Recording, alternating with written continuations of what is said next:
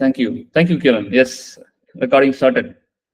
So super. So as I said, super happy to have you guys with us. So this is like the second episode of FireSide Chats, and where we bring like people across the world, like people at least who I know, like where I've engaged with them in the past and where they inspired me, right? So I'm super excited for this particular episode because there's someone she was like a mentor to me, and I've been following her works in the community, in Coho community, the global community that we were part of. She's Jacquie Wortley. She's basically from US, but right now she's on a nomad journey, and right now she's working out of Bangkok, if I'm not wrong. Right. Super happy to welcome Jacquie. Oh, where are you? I'm gonna uh, pin you, and also you can switch on your video. Welcome. Hi, everybody. Thanks for I will make one correction. I am from Canada, but obviously very easy to confuse. No, it's okay. I understand. I mean, the odds are I would be from the US. They have a lot more people than we do. But genuinely, I'm so happy to be here, chatting with all of you. The first thing I want to put off the bat here, I'm a very informal, very casual person.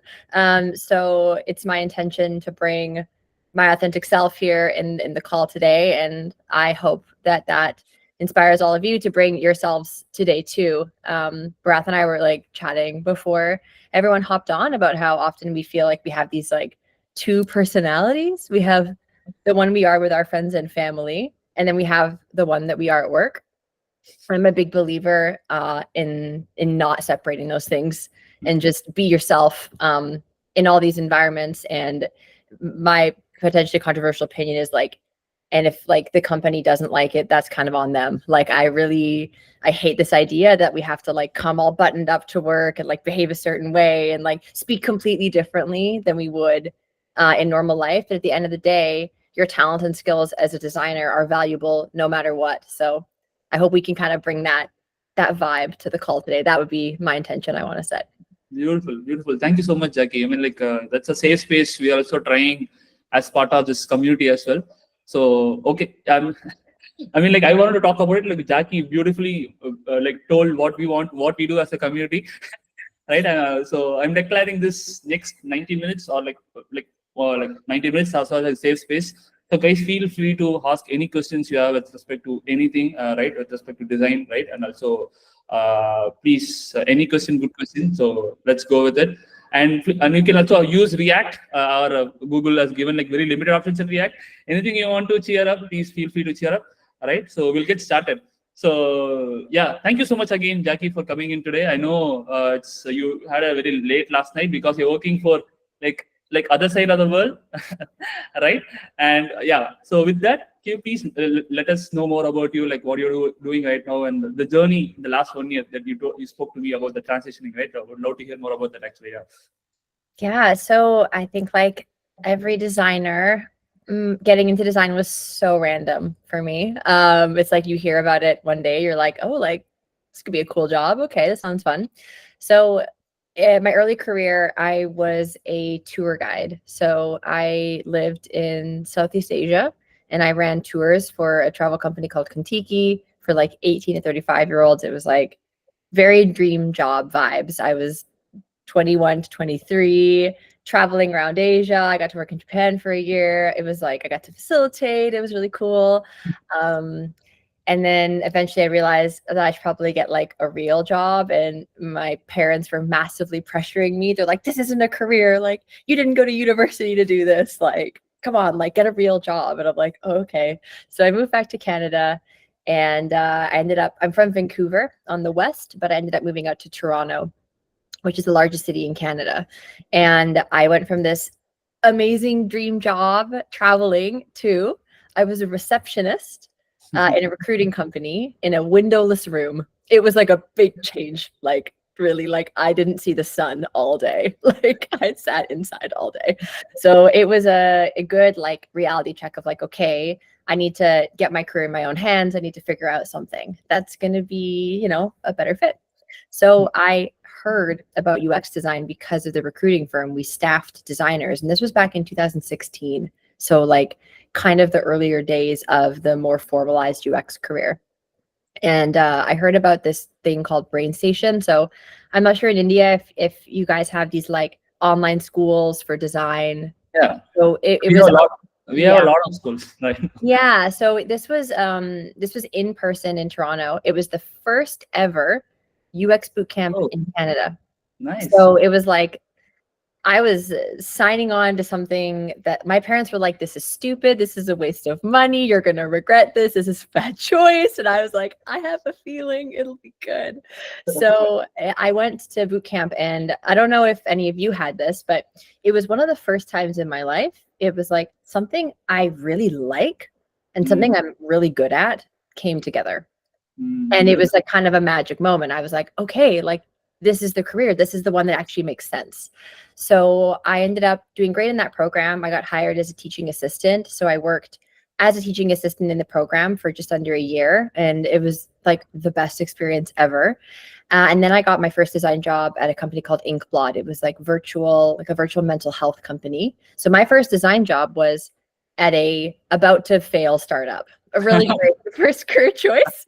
But I really believed in it, and I really enjoyed the autonomy of kind of being designer of one. And so that was the beginning of my career. And to make the long story short, I worked there for almost 7 years, and I grew that team from myself to 9, including me. I was a director there. And that little startup got acquired by Canada's second largest insurance company. So it was, in the end, a great move. And it was really cool to get to work across multiple products and have a team and, experience what it's like to be a leader and, try to shape myself into the type of leader I always wanted and like wanted to be. And for me, that comes down to compassionate leadership, caring about people as people to help them uplift their skills to like their highest abilities and really help them understand that.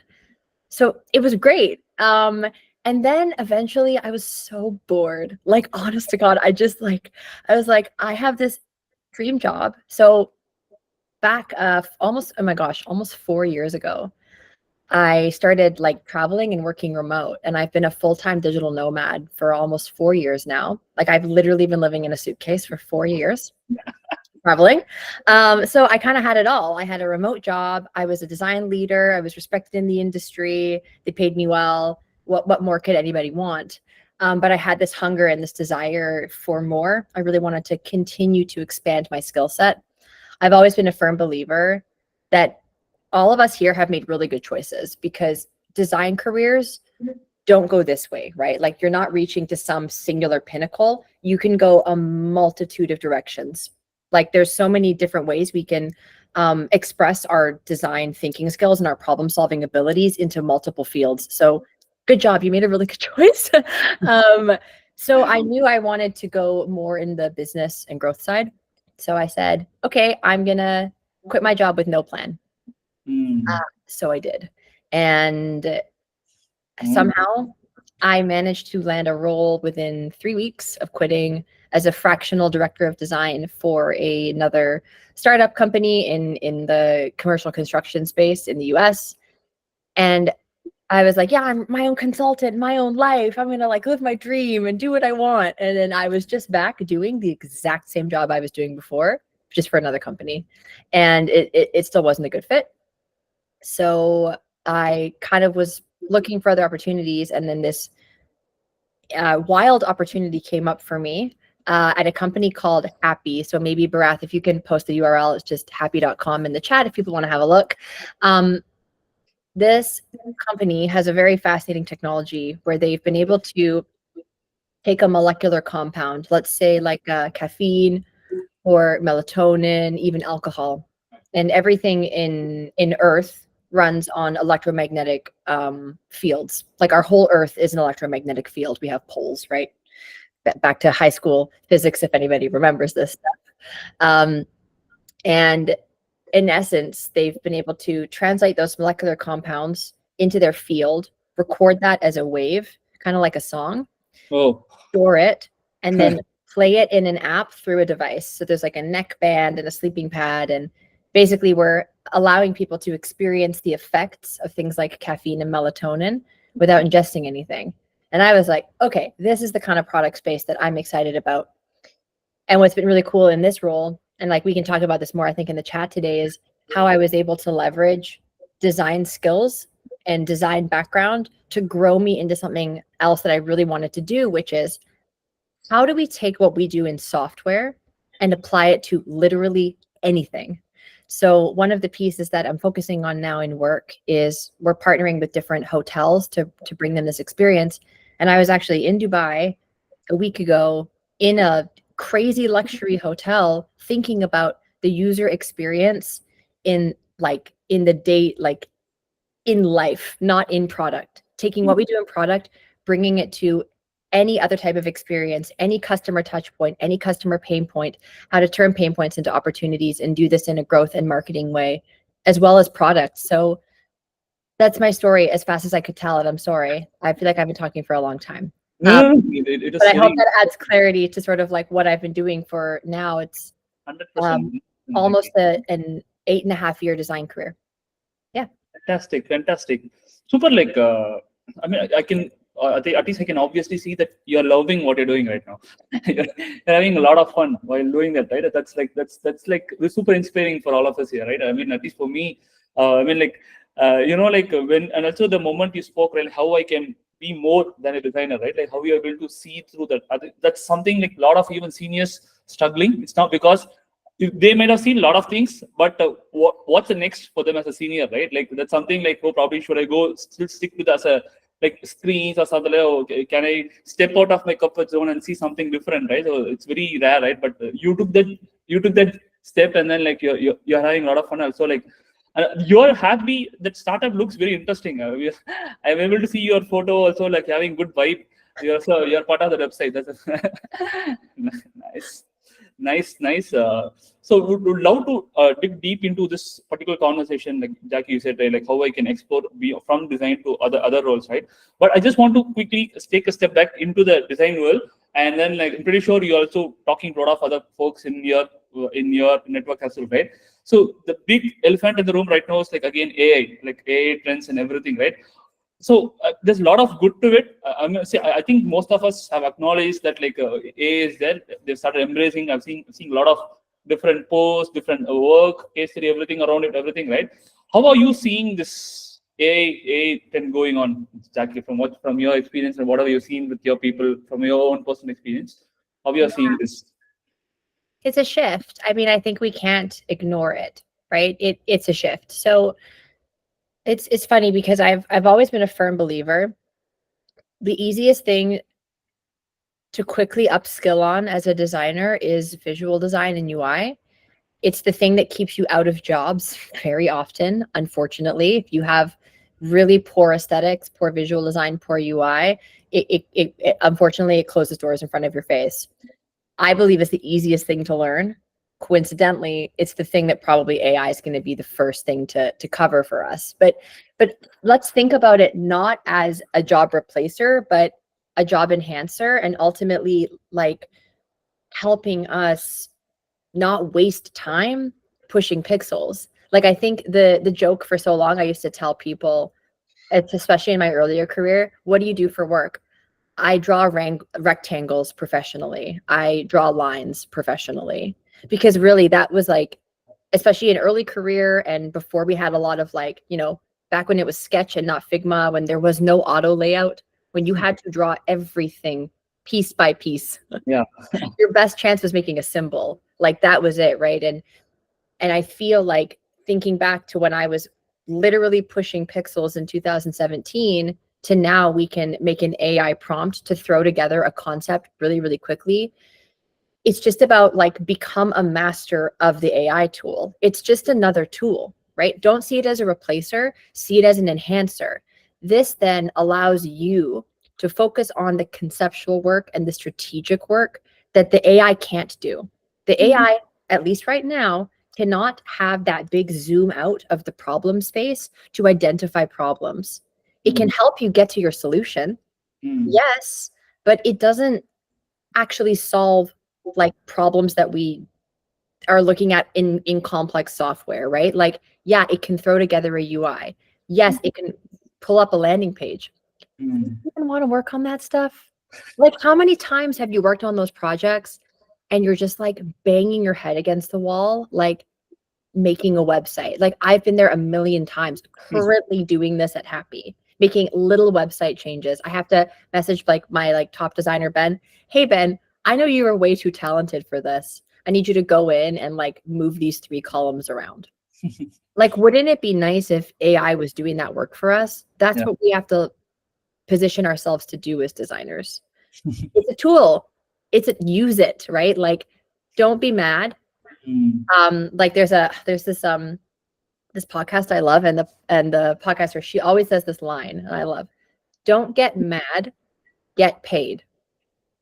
Figure out how to leverage the tool and use that to your benefit professionally.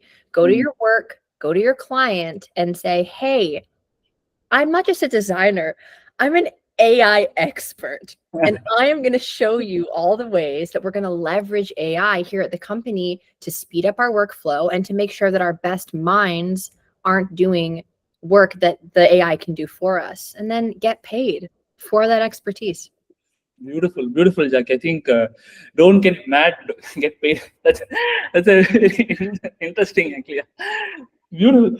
So I mean, like 100% with you, Jackie. Right? Like this is definitely like as a tool, like seeing more of like an enabler, like enhancer, right? But one of the things that I'm so at least personally I'm seeing as part of this community, like fundamentally, you know, like the Figma, like the recent Figma and framework, you know, like hey, I'm giving a prompt, it's giving me a website, right? It's a good thing if I am I'm coming again, even this is safe space for me. I'm also coming strongly in this. So you see, I'm part of a job and I want to do things faster. I can use this prompt to create multiple versions, right? But do you think as a young designer, aspiring designers trying to get into design or like trying to get into a job, you think this kind of prompt, this is something really they can learn? Do you think like is a good learning material, or like showcasing those things as like my work? What do you think? Is it like, because fundamentals are important, right, as a design and everything? What's your thoughts on this, Jackie? Yeah, I'm a firm believer in this, and it's sometimes like, I'm not gonna lie, it's not going to be the nicest thing to hear, but I'll be straightforward. When you are an emerging designer, you have to be the best person at the tools. That's your job. When you are newer in your career, it's your tool expertise is critically valuable to the team, because as the seniors here know, as you ascend in your career, you are required for 2 things. You need to be fast. Like, that's the expectation. You understand the problem space and you execute right away. Like any senior I've ever hired, if I'm getting a sense in an interview that I couldn't hand them a project next week, I'm probably not going to hire them, because I don't see them as a senior. So seniors and above, up to leadership, you're spending time executing quickly. You're also working within the business, which is like meeting the business needs, the politics of the business, right? Like trying to make all these pieces work. Genuinely, when you get to that level, your time availability to master a tool becomes lower. I'm slow at Figma at this point because I'm not in the weeds like in the way that I used to be. I still do it, but I'm not in it in the way I used to be. And I imagine in 2 years, I will hardly be using Figma for anything other than FigJam, because I do mostly strategy and ideation. So when you're in that early phase, you are the person that the manager goes to and being like, what's the new thing? What's the update? Can you give me a summary of what they presented at config? I don't understand these new updates. Can you do a demo for the team? Become a master of the tools. It will massively benefit you in your early career, because if there's one thing hiring managers don't want to do, is they don't want to feel like they have to teach you. And I'll tell you why, because they don't want to have to teach themselves. They don't have time. They don't have time. And that's the unfortunate reality of it. Like, I know it's not the best thing to hear, because you want to think, oh, I'm going to go to a job and all the seniors, they're going to teach me what to do and it's going to be amazing. They don't want to have to teach you. They actually want you to empower them, right? They're hiring you because they need help in execution. And that's just being a junior. And literally every senior that's here on this call, every manager that's here, we've all been juniors. We all did that. I made sure that I really, really knew the tools for at least like the first 5 years of my career. It was critical for me. Beautiful, beautiful. I think that was pretty straightforward. That's a true, right? I mean, like I'm also trying to do the same thing with my guy. Like I'm literally relying on him. Hey, you take care of the tool, you take care of all the design system, everything. Let me go design, so I can be faster with the help of you, right? Yeah. So that's exactly true, Jackie. Thank you so much for sharing that, right? Super. Now this is a very interesting question with respect to freshers, right? So let's say, Jackie, you've been designing for almost, been a designer for almost 8.5 years now, right? So let's say you are a fresher in 2024, right? With all the knowledge that you have gathered so far from the 2016, that the moment you decide you want to step into design from being like the windowless receptionist, right? Mhm. So you went through, pretty sure you went through a lot initially, like, right? So, but you have got this beautiful, like amazing, hard journey, the wealth of experience, right? Mhm. How would you approach getting into design, and how would you approach getting that first job, Jackie? Like, Yeah. how, It's such a good question. We cannot deny we are in such a different landscape than I was in 2016. Because in 2016, just being a UX designer was amazing. Like there were graphic designers building product. Like that's when I entered the market. It was like having an education period in UX was such a big deal. So it's all about understand where the market is now, right? Don't worry about what it was 3 years ago. As all of you know, design changes, our industry changes so fast. Like it from 1 year to the next, it's a different market. So identify where the needs are. Interesting that we talked about AI before. Branding yourself as an AI expert in 2024 is probably one of the smartest things you could do. If we were having this call 2 years ago, I would have said, branding yourself as a data expert is probably one of the smartest things you can do, because the hot issue 2 years ago, 3 years ago was how do we translate data, like hard data, into our designs? Now it's how do we leverage AI tools into our designs, into our business? Understand where businesses are struggling. I'm a big believer in like, do your own research, find out the answers for yourself. Speak to people that you know that run businesses that have digital need and find out what their problems are. What is your problem? Focus your education and your learning based on what their problems are, and then you can come and solve their problems. Because the benefit that you have compared to somebody who is senior in their career is that you have the time and space and flexibility to focus on the new thing. I'm not an AI expert. I literally don't have the capacity to sit down and learn those things. So I would hire somebody for that. Like that's what, as a senior manager, I'm looking for the people that are experts in the things that I don't have time to become an expert in. And the reality is most managers and leaders are generalists. They're not specialists. You have senior ICs, and senior ICs can get really deep into these things, and they do, but even they need assistance. They don't do all the work themselves 100%. So find out what the market need is, focus your education on the market need, and I would break into the industry that way. Because at the end of the day, business is just this thing we made up societally to like have something to do. Like I know it's like when you really think about it, like that's all it is. We just want something to do. We want to build economies. This is like the human existence. We want to feel productive. So businesses want to feel like they're going in the direction of the future, because every business wants to have longevity and success or get sold. And so sometimes I think as designers, and this is all technicians, I'm going to say designers, software engineers, data analysts, like technical folks, right? We love the craft. That's why we do this, right? We're craftspeople, we're details people, we're good at that. Businesses aren't actually thinking about any of those things at all. They're thinking, how do we remain afloat in the market? How do we sell more? And how do we progress towards the future of longevity or sales? When you think like a business person in approaching your design career, I think it will change the game for you, because most people are just thinking about the craft. And that could be your differentiating point, is that you understand the need of the market. Beautiful thing, Jackie. I think right now, as I said, like business people are just business. They just focus on how do I sell this product, and how as a designer you are helping me so I can move faster. Generally, that's how it is, right? Like, so, as I said, having the business, the product thinking, the business thinking, how do I help my company move forward? I think right now everyone are just like talking about like UX case study, problem solvement, everything, but that's much more to it, right? Like, and that's something like having in their early stage itself, and is someone able to present that those things while even interviewing or like something like that, right? It would be super useful, right? So in that note, how are you hiring right now? Are you hiring right now?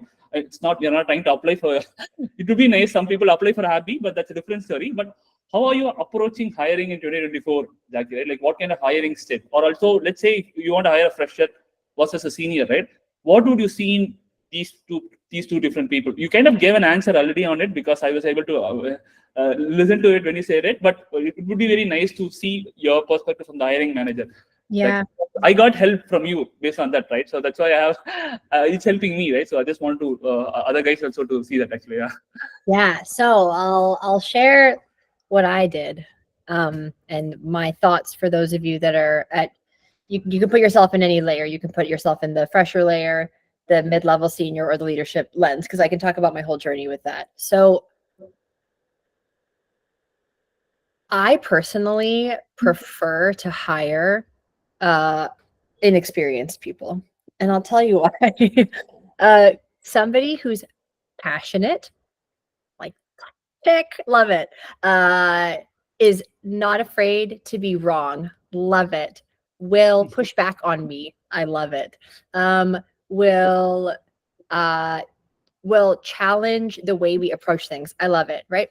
That's new mindset. Like, I feel like it's the energy of youth, and youth doesn't mean being young in this instance. I just mean like you're new to something. You come in, like, there's a phrase in English that we say, like, it's called like we're green, like we're feeling green. And what this means is somebody that's new, they don't have any of the bad connections. So for all the seniors here, you are like a little jaded. You have like the things where you're like, I hate that about the design career. I hate this about my job. It's so hard. And you see a junior come on and they're so green, they're fresh, they're excited. And you're like, they don't even know what it's going to be like when they really get the job.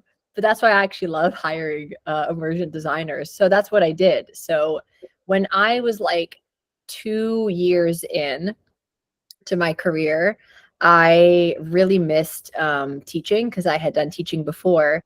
And so I was like, mentoring is broken. By the way, this is like pre-ADP list. I'm like, mentoring is broken. I'm going to try career coaching. And so I started a career coaching business in like 2018.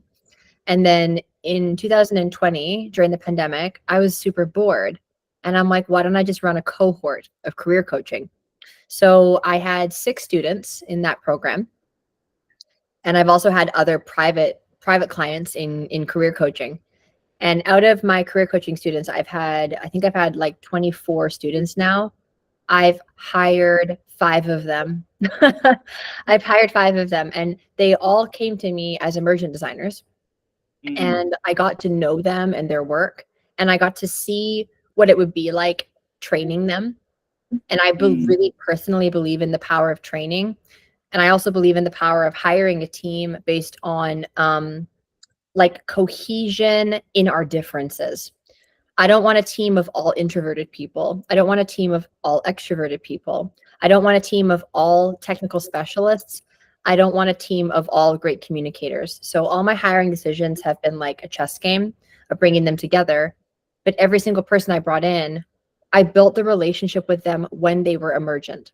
So this is my first piece of advice for the mid-level and the juniors. Juniors, do not underestimate the power of a relationship with somebody who is 1 to 2 years ahead of you. I think there's a lot of emphasis on, I want to be mentored by the person who's 5 to 10 years ahead of me at the most brand name, amazing company that I want to work at. Like, that person is not the most connected to where you're at in your journey. The person who's 1 to 2 years ahead of you, they really relate to where you're at. You have that connection, right? Then designers at the mid-level, with the immersion designers, these become the people that you're going to hire when you become a manager. And it will make hiring for you so much easier when you know who the designers are, because you mentored them, you coached them, you had a call with them, you reviewed their portfolio so you know their work, you're involved in community, so you have access to this great pool of people, right? It's remarkable how things change from when you go from early career to late career and you flip that seat of interviewee to interviewer, and you see how hard being an interviewer is if you don't have an amazing community connection of people. So these 5 designers that I coached, I hired every single one of them at Inkblot. Ben, who's my primary designer I work with, I hired to do freelance with me. Ben and I have been freelancing together now for 3.5 years. I brought Ben to Happy. I brought another designer to Happy. I'm going to bring another designer to Happy that I've worked with next year. So truthfully, now I'm at this phase where I have this great group of people. So I don't really even need to ever do hiring cycles anymore. Because I found designers that I got to mentor from the very early phase of their career. Now they're all seniors, and now I get to mentor them into the next phase of their career, and I get to teach them how to mentor their juniors, right? And we just create this chain of helping each other excel and succeed. And every single one of you can be helpful to somebody at any phase of your career. If you're a junior and you're 1 year in, you can help somebody who's trying to decide if they should be a designer. Pay it forward. I promise you, it will come back to you in spades. That's what I believe. That's my hiring approach. Am I hiring right now at Happy? No, I'm trying to get paid more right now. So I mean, start off life, right? But am I always looking for great people to have on deck for projects? Nice. Always. Yeah. Beautiful, Jackie. Like, I mean, this is very new perspective, at least for me. Probably it's time to some of us to think about it. How can we like focus on few people, continuously give them like mentorship, train them, and then try to bring in. Very interesting. Like, yeah, it's very hard to do. I'm telling you, because the company also needs to. I'm getting a lot of these different questions now. Actually, I would love to ask, but we don't have time. We have a lot of other things to cover. But I think it's a great what you told is like one of the main takeaway I feel is like the connection networking is very important, because that's where you could find the mentors who can also train you, and also like staying in touch, and also like another thing you beautifully told, the diversity in the team that you're trying to build, Jackie. Like, it doesn't matter you are introvert or extrovert, like too technical, right? It's important like how and also like based on the business need. So thank you so much for sharing that again. Fantastic. So yeah, I think let's jump into the core, how mainly like what you focus on, Jackie, right? Like one of the things that you are super passionate about, which I also like a lot, is about the mental wellness in designers, right? So have you ever felt pretty sure you would have felt like the imposter syndrome, being very vulnerable to certain things, right? How do you handle these things, Jackie? And let's talk from there, right? Yeah. Yeah, I will, the secret is it will never end. It's just learning how to master yourself and how you react to it. It will never end. Work will always be challenging, because when you get to one level, then there's another level, and there's another level. Like, being an adult is hard. Like, that's the reality of it. When we are faced with the responsibilities and the realities of life, we choose how we respond, right? So to me, it's all down to self-mastery. Master ourselves, we master our external world. And believe it or not, right, like, this role I'm in now is the hardest job I've ever had, with the toughest leader I've ever worked with. Like, I've always been able to kind of like charm CEOs, and the CEO really likes me. He really respects me, but oh my God, he's so hard on me. Like, to the point where Wednesday night, I'm like crying on my bathroom floor, like for real. Like, this literally happened this week. And I think the way I handle it is like, I have these moments where, and we've all been here, there's something like really close to my heart. So I'll share, and if it resonates, amazing. And if it doesn't, that's okay. I think in life, we can put ourselves in a victim seat because it's easy. Woe is me. I can't get a job. My CEO yelled at me. Like, I'm struggling. I'm overwhelmed. I'm stressed. It's, oh my God, the world is out to get me. And I've been there so many times. I was there on Wednesday, crying on my bathroom floor. Oh my God, I'm working so many hours. Like, I've already worked 50 hours this week and it's 1 a.m. What am I going to do? Right. And then I just had this moment where I'm like, hold on a minute. I chose to take this job. I chose to work these hours. I chose to overexert myself. I chose to ignore my meditation practice. I've chosen to not go to the gym in 2 weeks. I've chosen to be eating shitty food for the last 2 weeks. Like, I've done that. I know I'm responsible for those things. Do things happen in your life that are outside of the kind of like vision of choice? Yes. I don't want to say that in your life there are never situations where you are a victim of your circumstance. I don't mean that at all. But can you actually take a moment in those times to reflect and say,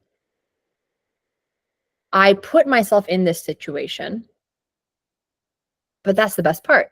I put myself in this situation. I can take myself out of it.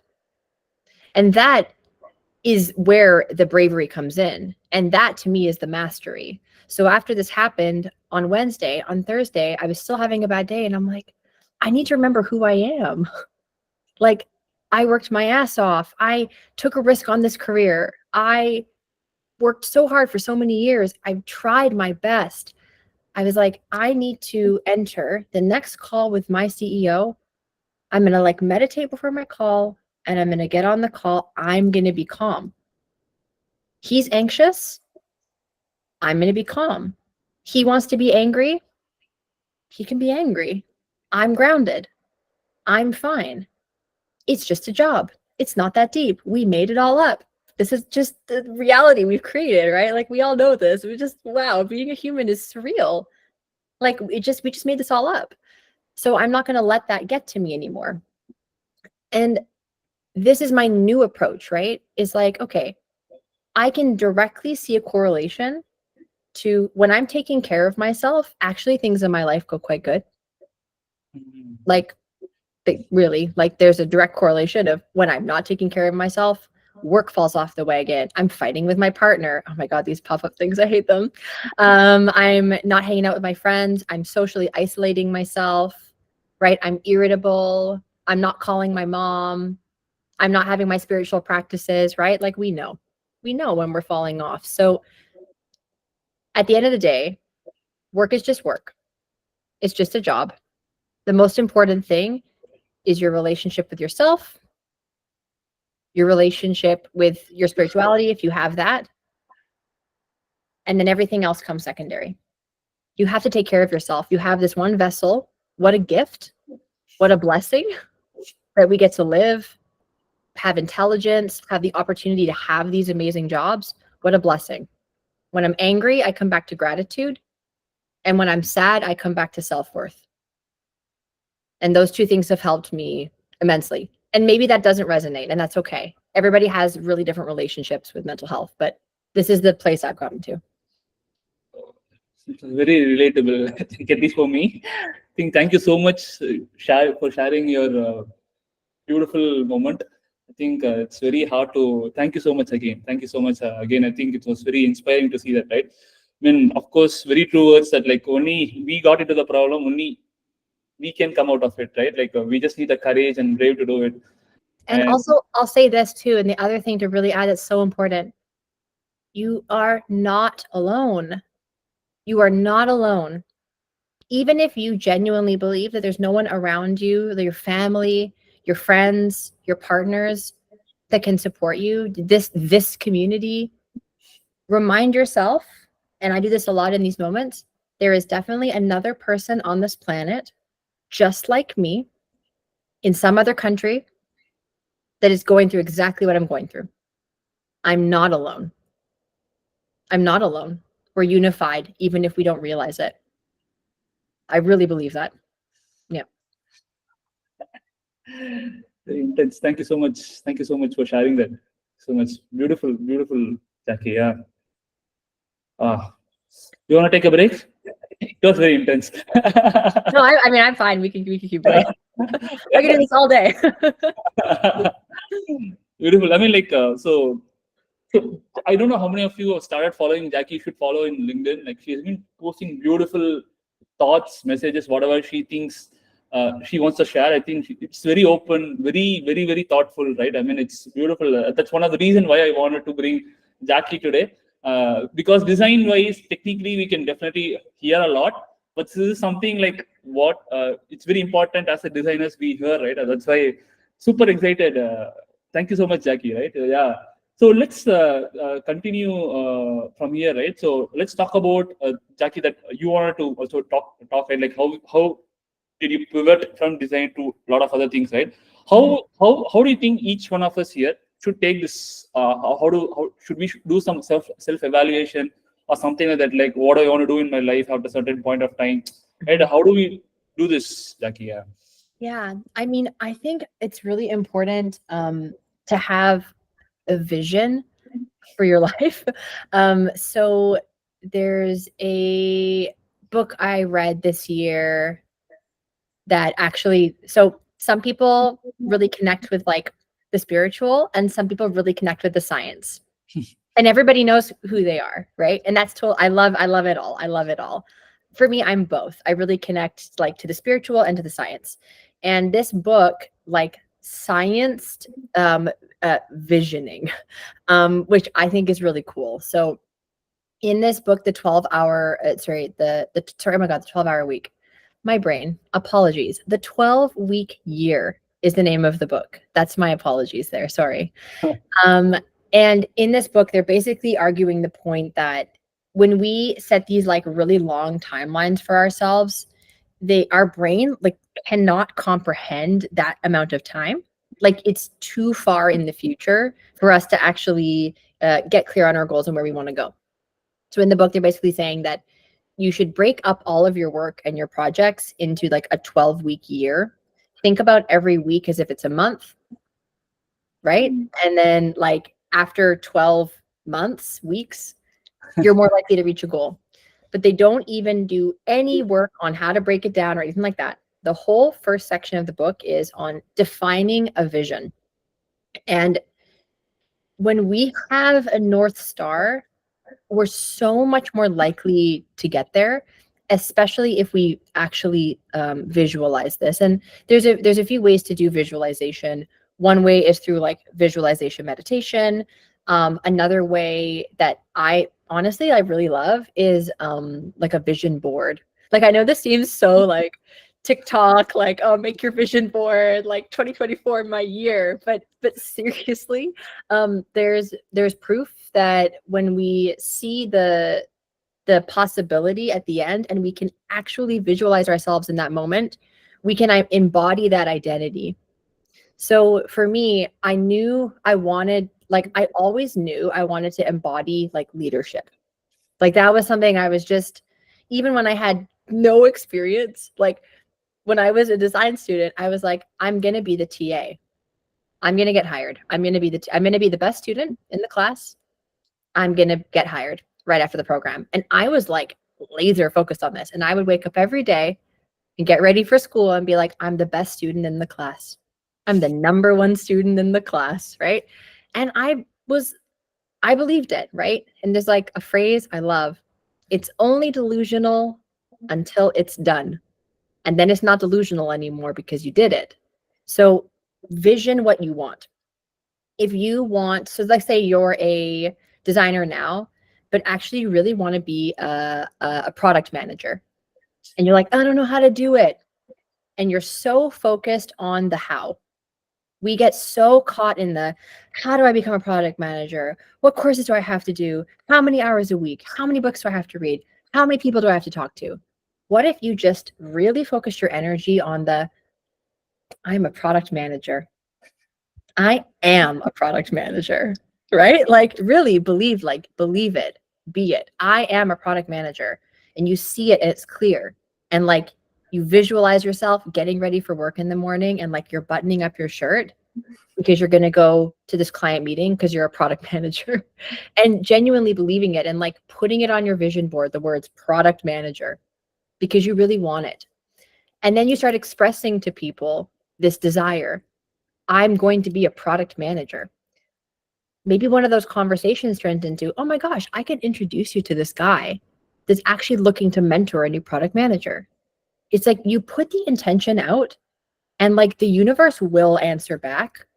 And I know it seems crazy because I used to think it was crazy myself. I was like, this is bullshit, right?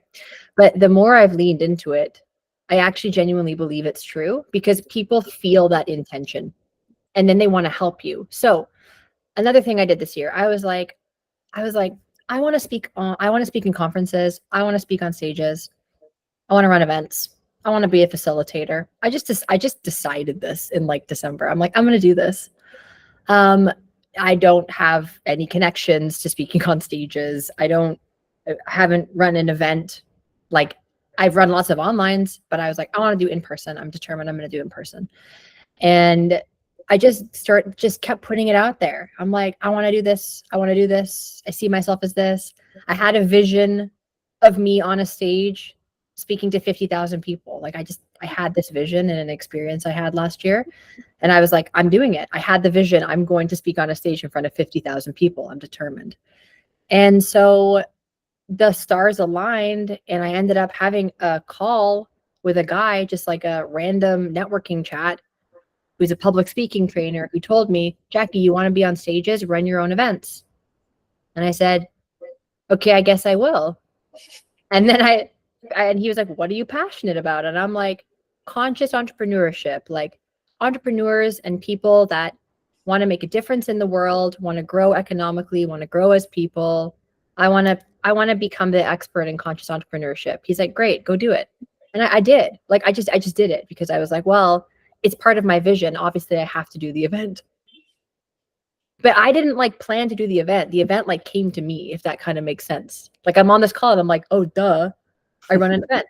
And then I'm speaking on a stage at a conference in the Thai Islands next week. And I was like, I need to go speak at this event. I've got to find a way. And then my friend Michelle was like, oh, I'm speaking at this event. You should come. And I'm like, oh, I want to speak at it. So I get on the call with this guy and I'm like, hey, I know you already have all your speakers, but I really think I should speak at your event. I think it'd be great.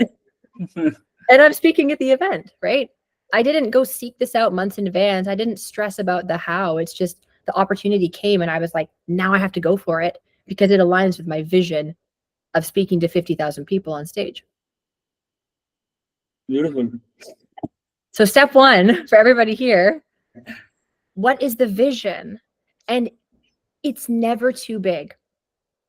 If you find yourself, as you're thinking of your vision, you're already shutting yourself down. No, I could never. That's not for me. That's for other people. I'm from this small town. I'm from this family. I'm from this caste. It doesn't matter.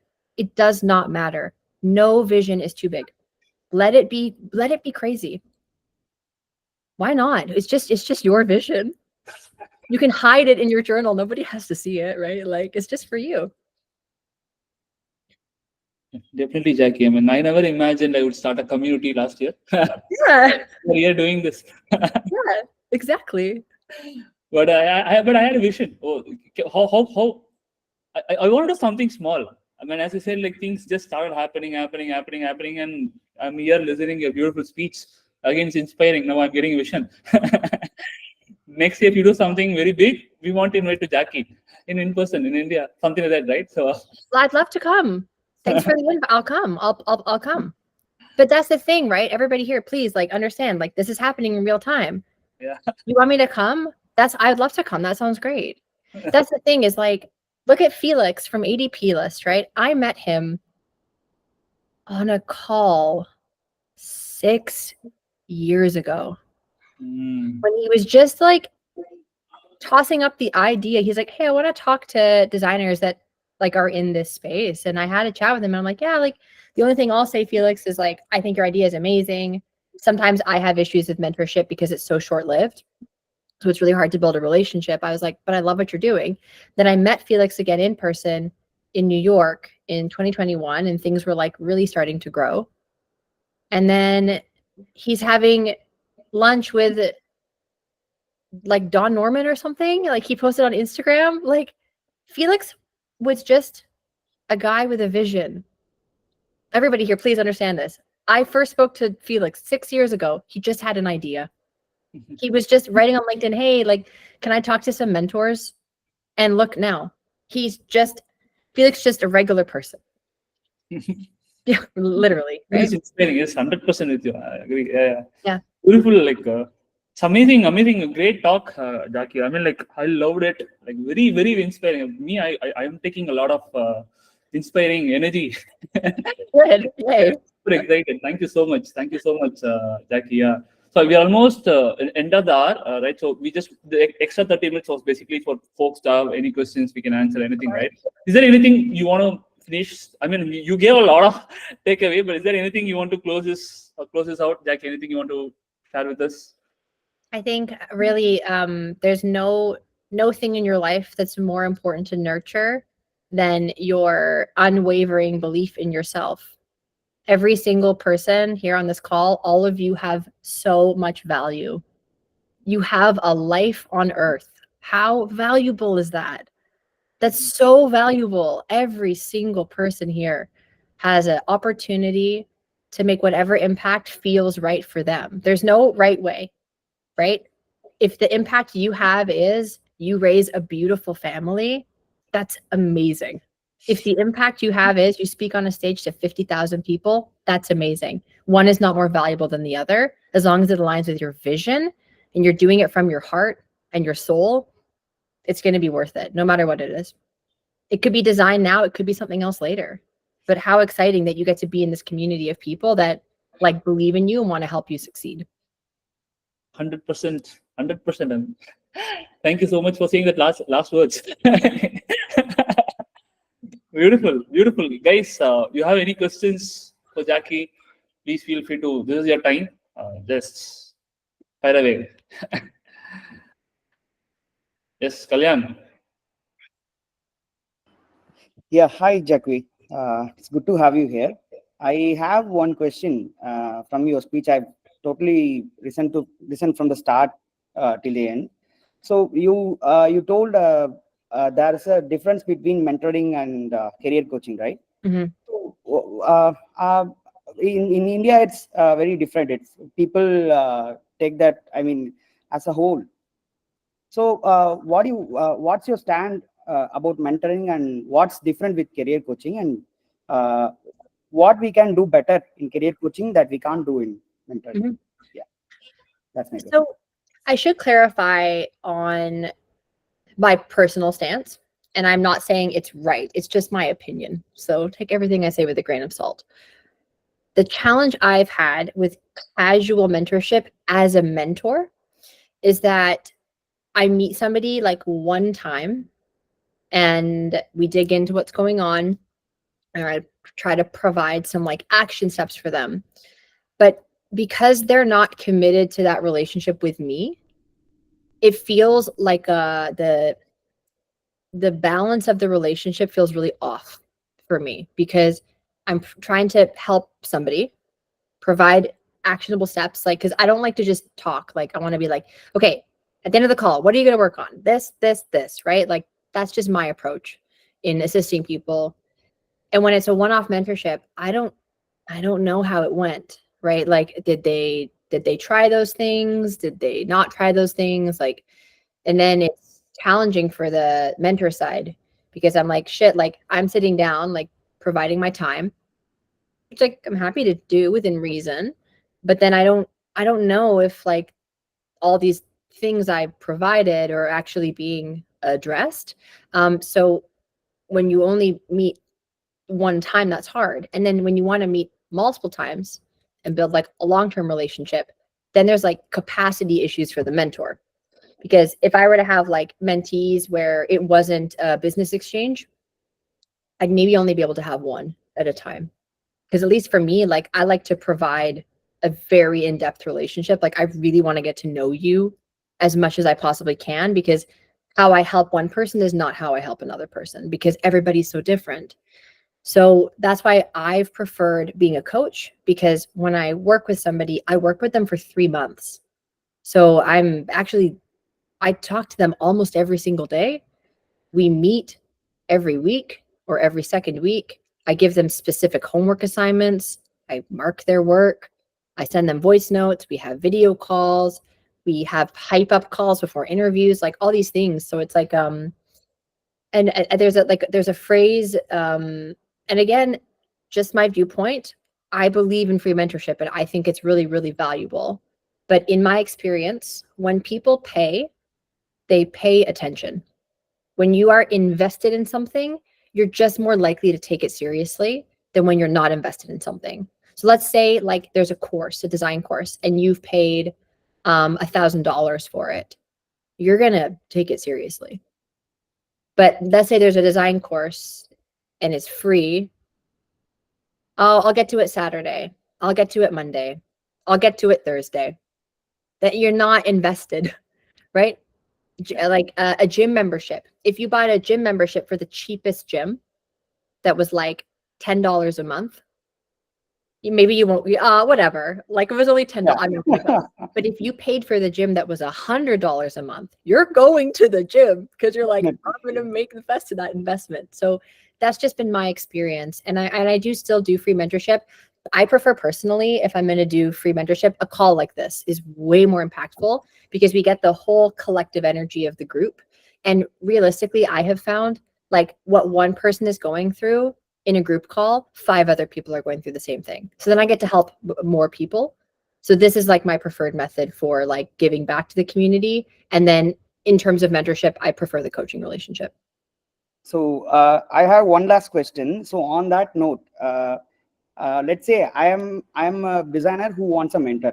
So in this case, I'm going to find a long-term mentor, right? Or a career coach. So how I have to find a mentor who's capable enough to teach me how I will dodge them, because I am a newbie, right? We can't have anyone, and everyone can't have Don Norman as their career coach or their mentor, right? So how I have to choose a person who's going to be my mentor? So I think it's like, I'm going to always suggest, even if you think you have nothing to provide, that's not true. Because you could work with somebody who's a couple years ahead of you, who has ambition to become a manager. That person who has ambitions to become a manager needs experience assisting people to become a manager. Now we're in a relationship that is symbiotic, meaning both people benefit. So my recommendation for everybody here who's at the emerging level, I'm talking like 1 year or less experience, work with somebody in the 2 to 3 years experience range. I know you think you should be going to the person with 5, 7, 8 years. I would not recommend that. Go to the person and say, hey, write on LinkedIn, write in the community. Right now, I'm not in a financial position to have paid coaching, but I'm looking for a long-term membership. I would love the opportunity to work with somebody who is looking to become a manager, and we can practice together what that relationship looks like. You can help me grow, and I can provide feedback to you on the way that you're teaching and coaching me. And we can help each other out. And then now you're coming to serve. Even though you think you're in this lower position, you're not. We're all serving each other. You can benefit someone even if you think you can't. And when you come with the attitude of, I'm here to give, people are going to want to give to you and they'll be excited to work with you. I met somebody in Dubai, and like he was 22 years old, like coming to our entrepreneurship event. Like my colleague, Michelle, I'm working with, you know, she's like 38, like super experienced entrepreneur. And I would do anything to help this guy. He had the most generous attitude. He asked super interesting questions. He brought the whole vibe of the group up in the event. Like he brought something so magical, that green energy that I spoke about before. He brought that magic that's so intoxicating for people that are experienced. Be that person. People will just want to help you. They'll want to help you. Thanks, Jacquie. Thanks for the You're answer. so welcome. Green energy, I think that's a new term. We're sticking with it, Jacquie. We just wanna just don't sue us. But that's a beautiful term. Let's bring that green energy. Fantastic. And I think another thing too, honestly, to everyone here, and I firmly recommend this, if you are new in your career and you want to get ahead, volunteer your time in communities. Hey, can I help promote tickets? Hey, can I help you set up? Like, hey, do you need, like, what can I assist with? Let me be assistive to you, right? People will recognize this about you and they'll want to help you out. Like, it's that easy. I think like where I struggle so much at this phase in my career is I get a lot of requests to review portfolios. Hey, can you look at my work? I want your time. Can I book an hour of your time? You know, and it's like, I know we're all just trying. Everyone's just trying their best. And I totally respect and understand that. And we've all been there. The way you stand out from the crowd of people that are just trying to take is you come to give. If you go to a networking event and you speak to a designer you admire, don't start with, can you review my portfolio? Can you mentor me? Can you help me get a job? Why don't you ask them, how are you doing today? How are you feeling after your talk? You must have been so nervous. How do you feel like it went for you? Speak to them like a normal person, not a god. They're not. They just have more years in the career than you do. That's literally all it is, right? Just speak to them on the human level and they'll probably want to help you. They'll naturally want to help you if they're a generous person. And if they're not a generous person, you don't want them to be your mentor. Period. So yeah. So that's a very important feedback you gave that, Jacquie. I mean, that's something I kind of experienced. Again, safe space. I'm sharing it, right? But I try to be very. Let's. I think we can definitely connect in other places about this. But that's true. Thank you so much again, being very direct. I love it. Beautiful. Any other question, guys? I have one question left. A very important question. Okay, Jacquie, I'll ask this question, right? What kind of portfolio an aspiring designer should have in 2024? The dreaded portfolio question. Wow. This is just my viewpoint. Yeah. I believe that the landing page of your portfolio is so critically important. Like, just the fact of the matter is, there are so many bad portfolio sites. Like, you would not believe how poor the quality is of most portfolios. The portfolio is a portfolio piece. The website is demonstrating your ability to design websites. You're a designer. And when I land on a designer's website that's poorly designed, I'm shook. When I open a resume and it's poorly designed, I'm like, this is your first impression. If this part's not good, I'm not even going to look at your work. If the landing page is not good, I don't look at the work because I can already tell right away what kind of designer they are. And this is not to say you have to have the most freaking gorgeous dribble landing page, special effects, and no, but it has to be clean. There has to be type hierarchy. There has to be good white spacing. There has to be alignment. It has to be responsive. Like, your designers, like, I'm sorry guys, but shit, like, this is the one thing that really is like my pet peeve. I don't want to see a single another like, hi, I'm Barath. I'm from Chennai and I design experiences with a wave emoji. No, ma'am. Cannot take another one. I care about human experience. I design experiences for humans. No more. who are you? Who are you? Right? Like, you are not that. That is an archetype of a designer. That's not you, right? That's not you. Be you, right? When I work with, I run a portfolio program, right?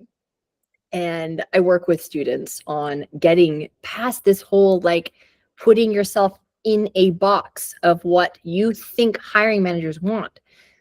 A great company wants an individual who's a cool person that they like with excellent design skills. That's it. Be a cool person they like, have excellent design skills. You're super likely to get hired. That's it. That's it. People like working with people that they like, right? So even if you are quiet, easygoing, introverted, focus on that. Add in your hero section the most thoughtful introvert you'll ever hear from over a Slack message. Lean into it. Don't like to talk in meetings. That's fine. Not everyone's that person. The introverts I work with, after the meeting, send me like a paragraph of like, so I was thinking this and I was thinking this. And I'm like, yes, I needed that, right? I needed that second pair of eyes that wasn't trying to be loud in the meeting. Lean into who you are. Are you like me and a big talker? Hi, I'm Jackie, your favorite design leader who will charm the shit out of you and probably never stop talking. Well, then they know what they're getting. Right? So use your landing page to, number one, show your personality. And number two, show your design skills, please, please, please, please. Like if you are getting hired for a full product design role, guys, the templates have got to go. Like, please, like we have Framer, you use it. Like it's a great tool. You can go right from Figma to Framer. So design a website in Figma. You should know how to do that. This is just base level skills that like I would expect. As you get more senior, if there's any like super seniors here, I actually think presentations are more important than your website. Don't worry about throwing together case studies. I would instead build a killer landing page that highlights the contributions and impact you've had. That's way more valuable. You could have one snippet, like you could have snippets of case studies. I like Trevor Nielsen's portfolio a lot for this. If you guys follow him on LinkedIn, he's very senior, so that would be the senior approach. But for the emergent designers, please design a good portfolio. You will not regret it. Go through. Okay, here's a question for all of you to ask yourselves, the future designers working on your portfolios. In your portfolio, did you go through the design process? Did you figure out who the audience was? Did you determine their pain points? Right? Did you do inspiration finding? Did you do any inspiration finding on your portfolio? Did you do a sketch? Did you make a wireframe? It's a design project. Like treat it like one. It's very important. That's my advice for portfolios. I stand by it. 100%. Yeah. I mean, like, thank you so much. I think pretty sure like a lot of people was waiting for this question. I just wanted them to hear this at the last. So I mean, like it would make sense for all the things, right? Beautiful, Jackie. I think you just hit the bullseye. Very direct. This is exactly like what I wanted to show to our folks. I think I'm pretty sure like you guys had a blast. And also this is the real industry, like people talking, right? So I think yeah, thank you so much for asking this question. Yes, I know. I will say too to everybody here that was thinking, I'm gonna DM Jackie my question on LinkedIn.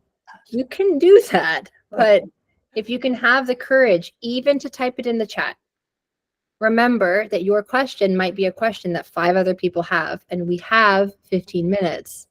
And it would be way better for you to ask it here than to ask me in the DM. Yes. So I'm just going to put that out there now in case anybody was thinking that's what they wanted to do instead. Thank you. Thank you so much. I think this is the uncomfortable part I like. Super. So, I mean, like, you guys have any more questions? I'm pretty sure there are questions, Jackie, right? As I said, like, Probably they need more time, or any more questions, guys? Yes, Sanjeev. Yeah, please go for it. Hey, thank you for taking the dice. I got the courage to ask this question now. So I want this question to be focused around happy and your work. So as you said, it's not about digital interfaces or digital touch point, right? It's beyond that. In a person's life experience, customer experience, or it's more, from my understanding, it's involving something business design and service design, and you explained it very well, and I also looked it up on the website, but it's hard to understand, right? What it is exactly. How do you give that experience? So how do you make people understand? For example, this luxury hotel in Dubai, what you do and how can you benefit them? Yeah. With them. Yes. Oh man, this is where, this is an exciting topic for me because this is where design and sales like come together. Like, you guys know that meme of like Arnold Schwarzenegger and it's like the two hands and they're like, yeah, like to me, it's like design and sales like coming together is, I think, where you go in your career as a designer, unless you go super senior IC, which some of you are going to go on that path. And that's critically important. Thank you to the specialists, because my job could not exist without you. But for those of you that are on the generalist path, why happy excites me is it's a technology where everyone's like, it's a hoax. It's too good to be true. This cannot be real. And now I'm like, oh, let me watch me. I'm going to show you just how real it is. So in this instance, I actually went to the hotel because I needed to see in person. And I think this is where like customer interviews, on-site visits, like these things that we so rarely get to do because we're always in our little boxes, like working on our little designs. We don't really go out and see the way our products are actually being like interfaced with in the real world. So to me, I can't know how to solve the problem if I can't actually see what the problem is. And this will be across digital products, in person, or like multi-channel. Have any of you maybe ever worked on like some type of an experience map where you're looking multi-channel? Like the customer experience can touch a poster ad. It can touch a website. It can touch like a wearable. It can touch like a machine, like a kiosk. Like you could be working on a mall project, like wayfinding at a mall. And the best thing you could do as the designer would be to go to the mall and look at kiosks and understand what is and isn't working. So in terms of like helping understand how to serve the customer, what I did when I went to the hotel is like, I asked them to take me on a physical tour of the building. So I understood how the customer moved around the building. And I'm asking questions like, what do they do in their downtime? Like, what are some times, like we're doing this with the spa. We're trying to find other places in the hotel to bring the product. And I'm like, when are customers just like chilling out? Like, what time of day do they do that? Right? These are the things I'm asking. And then I'm saying, well, where do they do this? Okay. One of our pain points in our product is that it's hard to explain what it is until somebody verbally explains it to you. When are customers interfacing with staff? When can we use that staff interaction to educate them? Okay, pain point. Do the staff understand the product? How do I educate the staff? What do I need to build for them? Is this a solution where a pamphlet or like a booklet is a good idea because they actually prefer paper? Or should we design a website? Should we design something interactive? I'm not going to just jump to a website until I talk to the staff. So I went and I asked one of the like villa managers, I was like, would you prefer something in a booklet or would you prefer something on a website? And she was like, oh my gosh, a booklet. I don't want to read a website. I don't want to do that on my phone. Well, now I know not to design it on the phone because I've actually asked her what she needs. And I think often when we're in software, we get so bogged down in the details that we forget that people are interacting with what we do in reality. It may happen on the screen, But especially if you work for a company that is like multi-channel, like the one I'm working for, because I'm dealing with a physical product, like I'm working with hardware, then the experience is a little bit different. So for any of you that are in these like multi-experiential companies where you want to go in that direction of bringing the work you do in software to multi-experiential, the reality is it's the same principles. And then we're also going to use those principles to sell. Because if we understand the customer's pain point, we use that in design. Interestingly enough, these same activities are used in sales. They just use different words for it than we use. It's the same thing. And then they sell in the same way. So really, to me, smart selling is we identify a customer's problem and we clarify to them exactly how it is we solve that problem. In design, we identify a customer's problem and we use that information to solve the problem. It's kind of the same thing, right? When you think about it, we just frame it in a slightly different way. And that's why I think a great skill for designers that love business get so good at marketing sites. Marketing sites was my entry point into the sales and business side of like working in tech, because it kind of like that is the middle point. And if you've ever worked on a marketing site before, you know you have to interface with the marketing and sales team. Like you are the intermediary as the designer on that project, sometimes to your absolute frustration. I'm sure some of you have been there. It's like, oof, you have to work with the brand team. It's hard. Like who's responsible? Who knows? But it's a great opportunity to learn, right? But that's been my experience. Go do it. Go talk to people. Like, I think we just get so caught in reading feedback forms and looking at surveys that we forget our most valuable tool in research is conversation. It's hugely valuable. Thank you very much, Jacquie. Beautiful. Thank you so much for asking. I appreciate it. Thank you, Sanjeev. Super. Anjit. Yes, Yeah. sir. Hi, Jacquie. Myself, Ranjit, working as a product designer in data visualization based company. Can you hear that? Yes. It was an amazing talk. Your insight and motivation are personally mean to me. I can easily relate with me. So thanks for it, first of all. It was a big question, some both techie question. What was the question is, I believe I'm good at UX, but in my company currently doesn't have a dedicated platform for me to understand. We have a separate team for it. We have a specialization team, UX, CX, UOE, whatever. Mhm. But I want to learn about the UX design process followed by other companies in globally. Specifically, I'm curious to know what are the steps involved, such as starting with a business audit or identifying user needs and conducting research, other related activities. In here, we have followed some mantra, ideation, first define problem, ideation, and then research, and then go for a prototyping and testing. That's how we followed. So I'm curious to know what are the things other followed in globally. Can you tell the design process, UX design process in simple way? Yeah, I mean, the thing is, like the UX process to me is incredibly company and project dependent, because some projects absolutely don't require a deep process.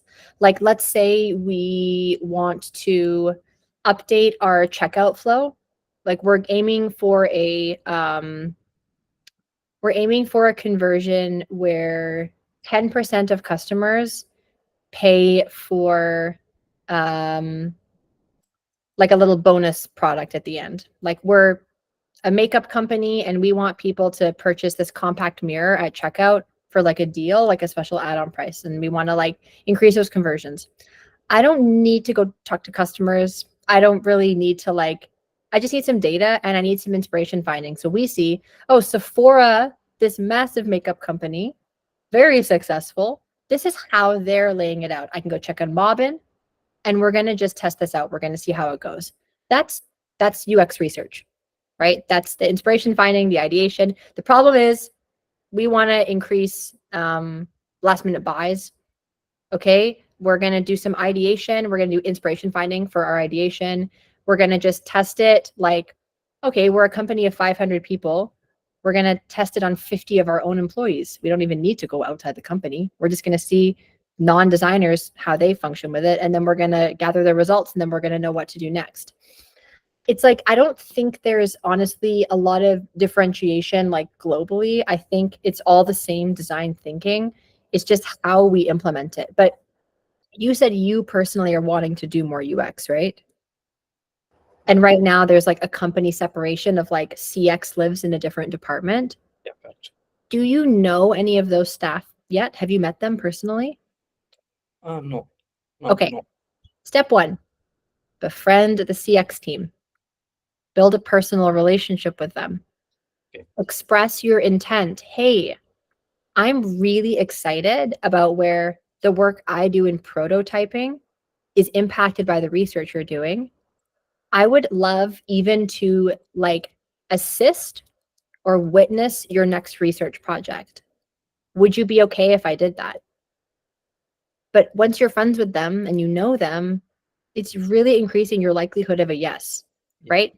Within our organizations, we can get siloed so easily, but it is one company, and the business benefits from the departments talking to each other, right? They don't actually want you to be siloed. The number one issue that C-level execs and managers talk about is, oh my God, we're so alone on our island. Nobody knows what we're doing.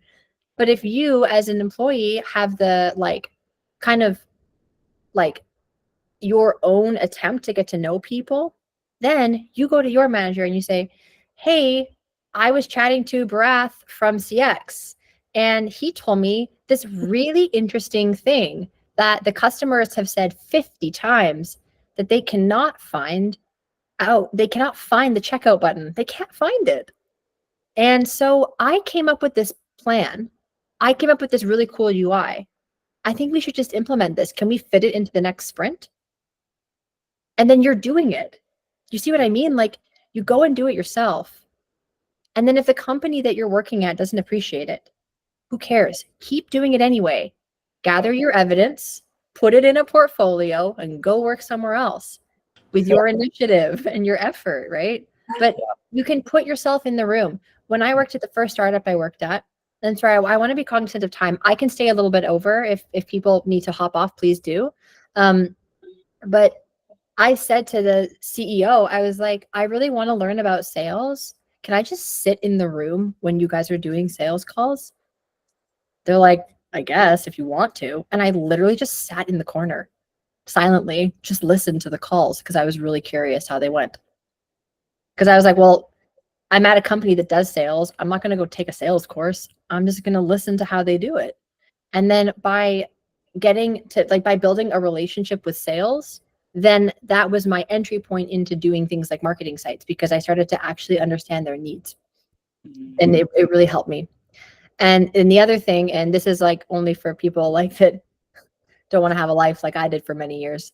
I started my own freelance business. I was like, well, if I'm not getting these skills in my primary job, I'm just going to go do them on my own.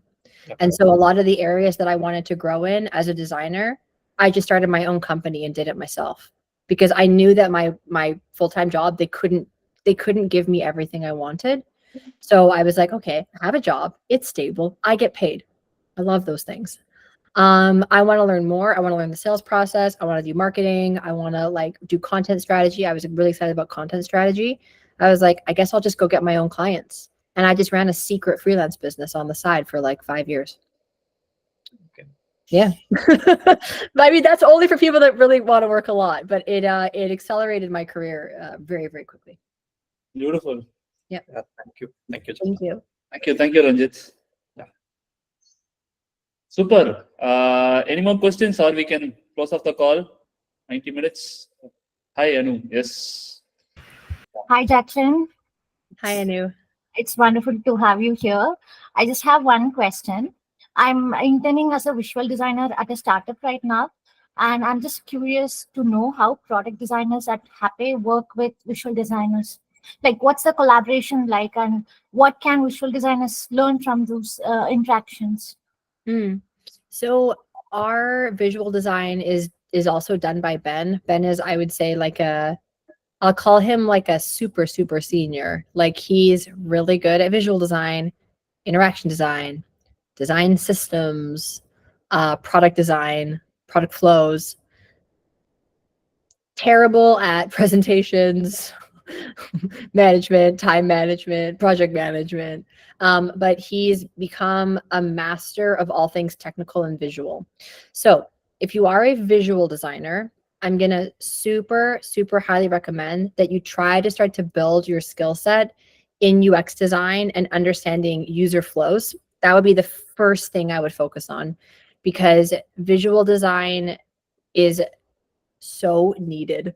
Like if you have killer visual design and you combine that with learning interaction design, you will be very hireable, because there's a lot of people that are really good at interaction design and UX with poor visuals. So having a visual background, it will benefit you. The best way to get onto interaction design is, again, to like look over projects. One of the ways I love to teach interaction design is like take your favorite apps that you use every day and like study them for yourself. So like, let's say you love Spotify. You can go look at all the screens in Mobbin, but don't go in Mobbin. Do it yourself. Like go through your app and be like, okay, my user story is, as a user, I want to play a song from my liked playlist. And then I want you to take a screenshot and notes on every single interaction. And in that practice, you will literally learn interaction design, because you'll start to see the patterns in everything you do. As a designer, one of our greatest skills is noticing things. Notice things. When you take the train or the subway or whatever transit system you guys have, notice every customer touch point. The ticket sales can occur online. The ticket sales can occur in an app. The ticket sales can occur at a kiosk. The ticket sales can occur with a person. Okay, the scanning process. How does the scanning process work? Do I keep my ticket? Is it on my phone? Okay, if it's on a phone app, where did they put that code? Is it a QR code? Is it a magnetized thing? How does that process work? So if you want to learn how digital product works, observe digital product within your own environment, and you'll understand that all of the knowledge and the lessons are literally in your life every day, because you are a user of digital product. And I would begin there. And then you can take those learnings and apply them in the company that you're working at, because now you see the interaction design. School of Life, like it's free. You're already doing it. So it's just about noticing that it's there. Beautiful. Thank you so much. Super. I think we are at the end of the. Okay, this is the last question. Okay, Pandya. Yes. Yeah. That's Jacquie, you have time for another 5 minutes? Yeah, of course. Yeah. Yeah, it's a small question, Jacquie. So, what do you expect from a junior role person and the mid-level person and the senior person? Like 2 years, 5 years, like that. Yeah, that's a really great question. Okay, so from a emerging designer, junior level, I expect a hunger to learn. I want green energy, right? I want someone that is excited to try things, is super comfortable with failing. Like someone that when they fall, they get up and they're like, oh, I fell because I was off balance. I'm going to try it again, right? Like have the mindset. Think about like toddlers. They're just, they're trying everything, right? I'm building a sandcastle. Oh, I didn't add enough water to the sand. The castle broke. I'm going to try again, adding more water. That's the mindset that you have to bring into your career when you're new. When you're new, also, share early, share often. Have no fear and no shame in anything you're working on, because your leaders, they cannot help you when you keep things behind a wall. I had a junior and I almost had to fire her because I was like, where's her work? Like, where's the work? I was like, what? She's not completing things and I've given her 2 weeks to do them. Like, this is crazy. And I found out she was working in a separate Figma environment because she didn't want me to see her process, because she was embarrassed that she was doing it wrong. But then nobody on the team could help her because we didn't know what she was doing. And it was really frustrating. We were like, where's Ada's work? Where's Ada's work? I'm so confused. Like, what's going on? But the thing is, like, when you are open to sharing, you get more feedback, you iterate better, you iterate faster, you put yourself out there. So that's what I would expect with an emerging designer. Do not be afraid to the fact that it's not going to be correct. I'm not hiring a junior to do perfect work. I'm hiring a junior to assist, to be inquisitive, and to try their best. That's it. Mid-level. I want to see a mid-level designer start to put their hand up for things. I want to see a mid-level designer say, hey, I'm ready to do X. I don't want it to be like they're waiting for me to tell them, you're going to do X now. I want to hear them say, I'm feeling really, really good on the onboarding epic that you had me assisting on. You know, I know the lead designer on that project is a lead designer on 3 other projects. I think I'm ready to take on onboarding as my own project. Music to my ears. Yes, you are. I'm so glad that you see that now, because I don't like to promote people if they don't see where they are at. I don't like to tell someone where they're at. I want them to tell me where they're at.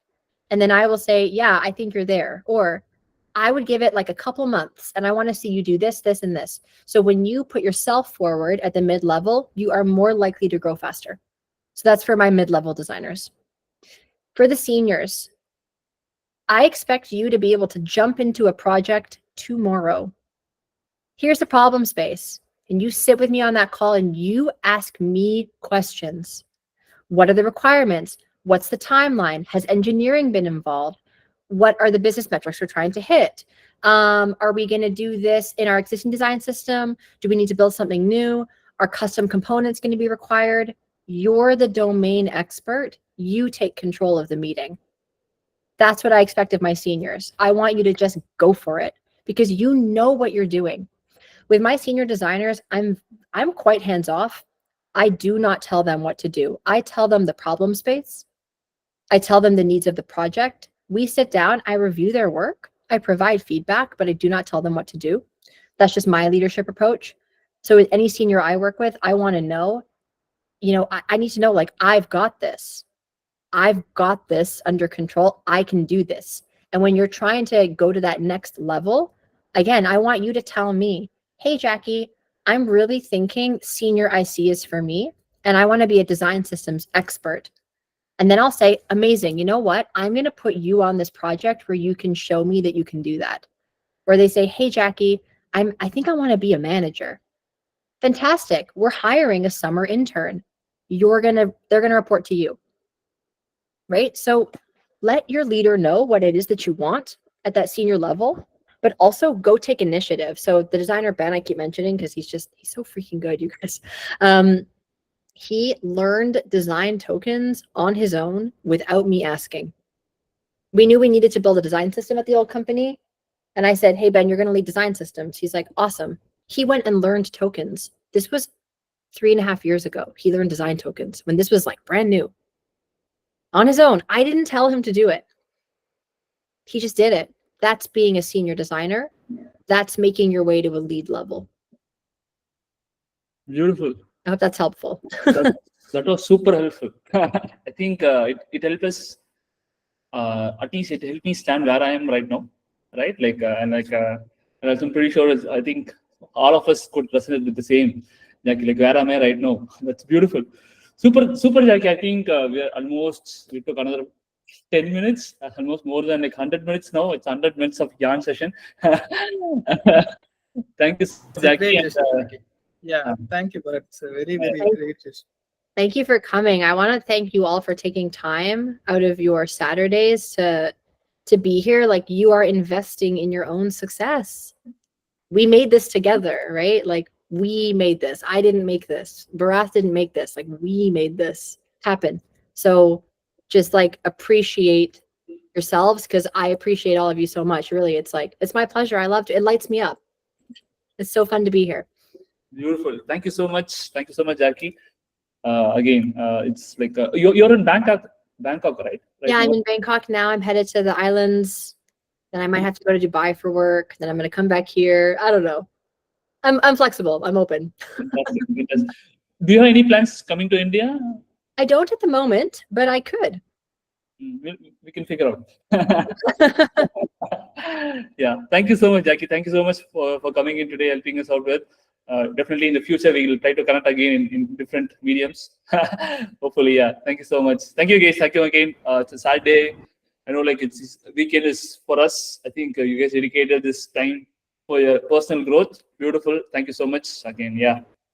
See you guys in another. Bye. Thank Bye. you. Thank you, Jackie. We'll connect an email. Yeah. Bye. Bye.